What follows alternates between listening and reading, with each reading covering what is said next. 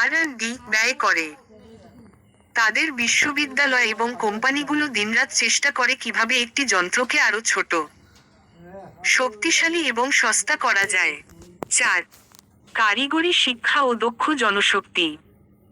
চীনের শিক্ষা ব্যবস্থা তাত্ত্বিক পড়াশোনার চেয়ে ব্যবহারিক বা কারিগরি শিক্ষার ওপর বেশি জোর দেয়।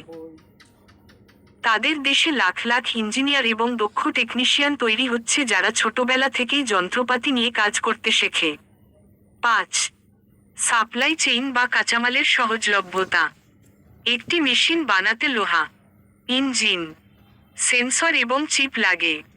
চীনে এই সবকিছুর কারখানা পাশাপাশি অবস্থিত। ফলে খুব দ্রুত এবং কম খরচে তারা প্রোটোটাইপ প্রাথমিক মডেল তৈরি করে পরীক্ষা করতে পারে। 6. সরকারি উৎসাহ ও প্রতিযোগিতা। সেখানে একে অপরের সাথে প্রতিযোগিতা করে। যে কোম্পানি যত ভালো এবং সস্তা মেশিন বানাতে পারে, সরকার তাদের বিভিন্নভাবে সাহায্য করে। এই প্রতিযোগিতায় তাদের বুদ্ধিকে আরো শানিত করে। মূলত তারা চিহ্ন প্রয়োজন।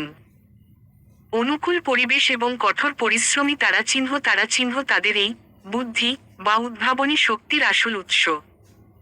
তারা শুধু মেশিন বানায় না, বরং সেটি যেন সাধারণ কৃষকের নাগালের মধ্যে থাকে সেই প্রযুক্তিও আয়ত্ত করেছে।